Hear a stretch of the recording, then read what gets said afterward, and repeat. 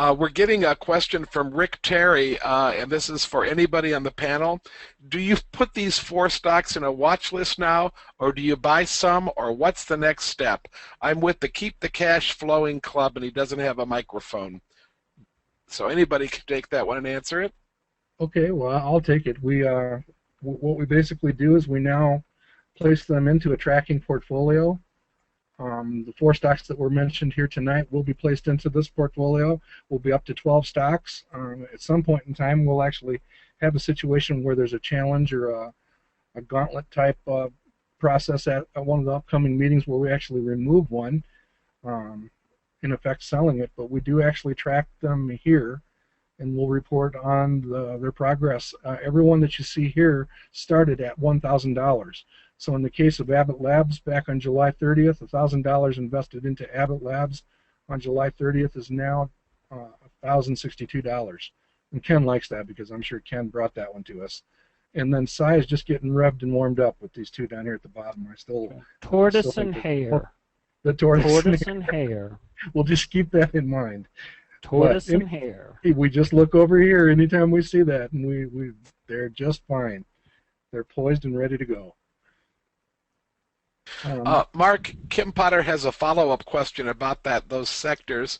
What she really was referring to is, where did Cy get the information about what was the highest ranked sector and the second highest ranked sector, etc.?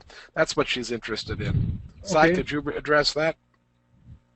Sure. It looks like I was going to say, it looks like on the screen is our public dashboard ETF sector radar, and you can get the link to that off the home page on Manifest Investing under public dashboards. It looks like Mark's going there. There you go. You can just click right there, and then that comes up, and then as Mark is doing, I rank those sectors by par, and you can see financials is the highest at 12.7, followed by Vanguard, or by healthcare and technology. And we use for the proxy for those sectors the ETFs that Mark was just showing, that being Vanguard, healthcare, Vipers, and there you can see the holdings right now in the healthcare sector. Yeah, the top 25. For that particular ETF, yep, the top 25 for that. And that's what I was referring to as far as getting the sectors, and that's where I go. And what you can also see, let's see. Oh, did we pull VTI out of there, Mark? Yeah, I crushed it one day when I was in there. Okay, so well. Now it's just the 10. All right. Well, that actually that took out something that I used as an interesting analysis to figure out where large cap and things fit in. But in any event, you could see. I'll put it back then. Well, you should. I leave Atlanta and you change things on me. But we could put it back.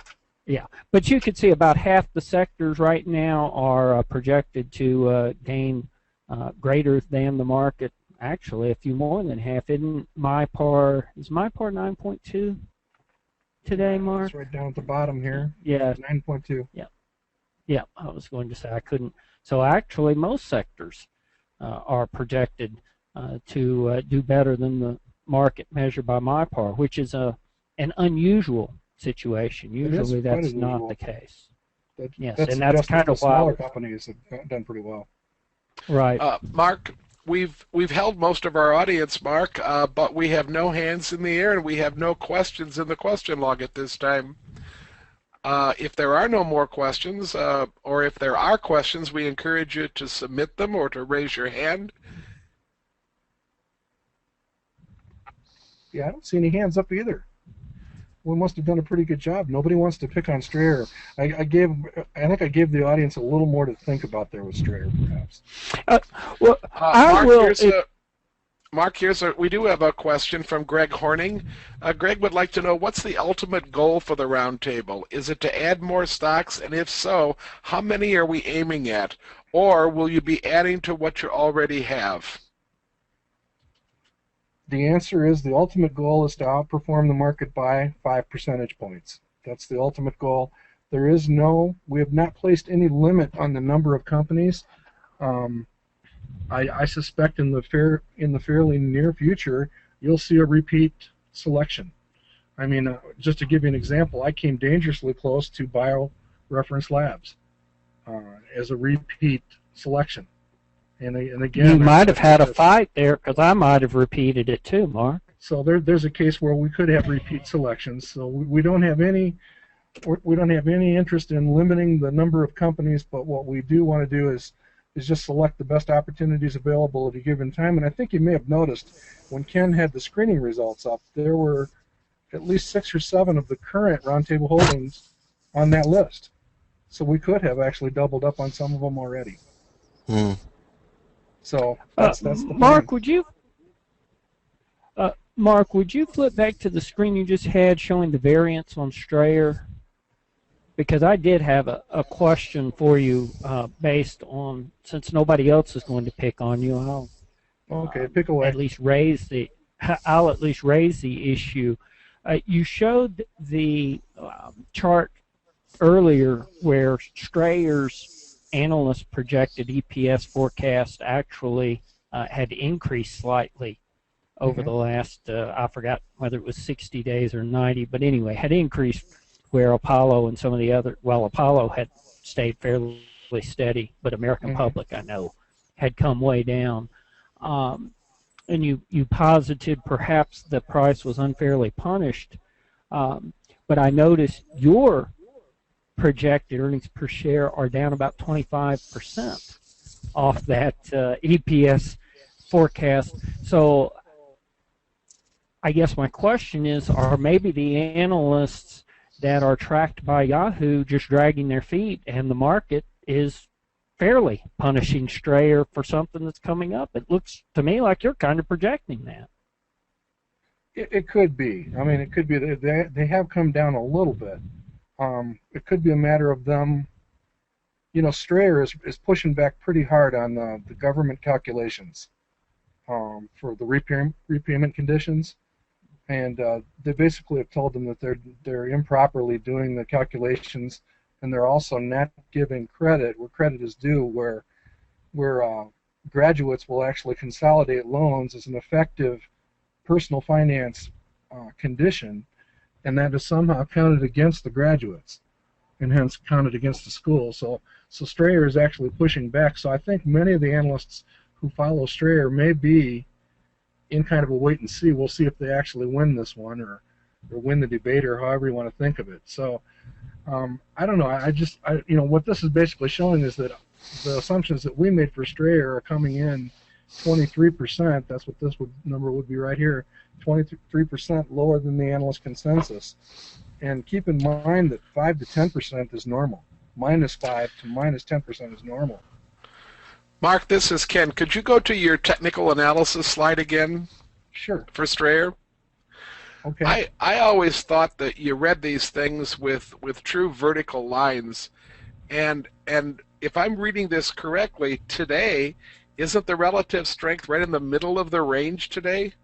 It is. It's right here. It's shown at 46.95, basically 47. So it's right in the middle. Okay, so that's not a signal that's a buy then, right? No, the stronger buy was actually down at when the price was still in the 140s. Okay. Keep in mind that it's come up 10% from that low. Okay. The stock price is up 10%. We do have a lot of hands going up now, so I'm going to unmute Gene Lang. Gene, go ahead and ask your question. Oh, I just had a question if there wasn't that many others. There's no one from Bivio here today, right? I don't know if Lori's here or not. I don't think so. She may have been busy tonight. I'll get her. What's your question? We'll try to field it if you got a question. Well, I had a club recently, a brand new club, trying to sign up, and when they went to enter the email address, since they were in 2 other clubs, it wouldn't take the email address. Okay, well, I would definitely send her an email and have her. I'll get it. Thank you. Take care of that. Gene, I can help you a little bit on that. They have to have the exact same username in all of their clubs when they're trying to sign up. If not, the emails get really mixed up if you're trying to use the same email with different usernames. Okay. Yeah, I didn't know if there was a workaround or not. Okay. Thank you. Bill Thompson. Bill, you're unmuted. Go ahead.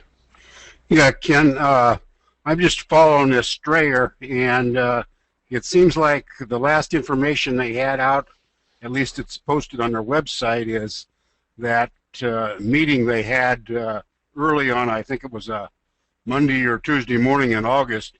Are you seeing any more information either about STRA itself or the industry in terms of the pushback and feedback on that? The only I guess this is Mark. The only thing I can point to is I did not read the specific content of the Apollo education news that was 2 or 3 days ago, but on the strength of that news, we saw Apollo actually shoot up a tremendous amount. You know, and it's basically back to where it started at the beginning of basically the crisis. So I don't know specifically what was said there, but that would be a place to start. I'm not familiar with any specific update from STRA themselves. And Mark, Ann Manning has her hand up. Ann, you're unmuted. Go ahead. I missed the webinar y'all had in August, and you talked about this equity analysis guide, and I just had a question on that, if you could go back to that slide. Sure, go ahead, Ann. Okay, I don't understand a couple of things. Where do you get this earnings per share on it says ACE under the audit? Okay, that comes straight from the Yahoo Finance numbers. And if we go over to Yahoo Finance, let's see here. In the case of STRA, let's go ahead and take a look at the numbers. And again, this may be one that I had to dip down and take the numbers from down below. You go to analyst estimates for any company. Okay, it's good here. See the 1207 for STRA here? 1207, that's for December 31st, 2011.